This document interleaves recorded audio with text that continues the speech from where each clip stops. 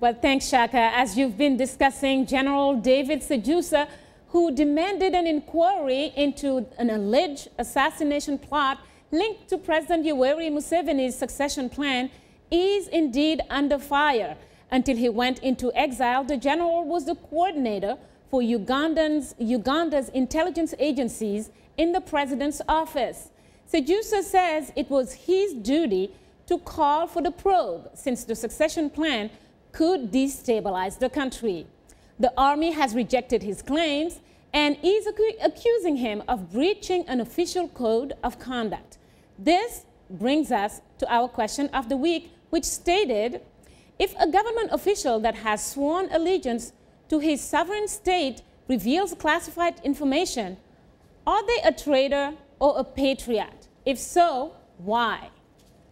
Well, let's start with a comment from Moses Adejo from Kaduna in Nigeria, who writes, the person would be a traitor. They swore allegiance to the sovereignty of the country and broke the oath of secrecy. Another post comes from Chikumbutso Chiweza from Malawi. He told us that he's originally from Lilongwe, but is now living in Zomba. And he says, first, we have to look at cases in which classified information can be revealed. If it is revealed for the common good of all citizens, then he is a hero. However, for this reason, I don't mind calling him a traitor. Well, Shaka, both basically put the person who would do something like that in the traitor bag, although one raised an interesting point about cases in which revealing classified information would be okay.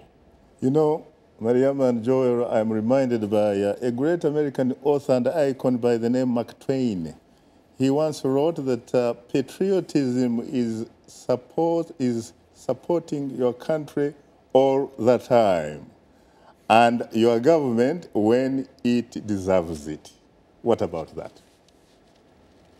Oh, I'm not going to disagree with Mark Twain. I thought you were going to quote that patriotism is the last refuge of scoundrels, which is the more oft-quoted analogy to patriotism. Yes, people of all countries wrap themselves in the flag, very sanctimoniously so, when often they are guilty of misdeeds.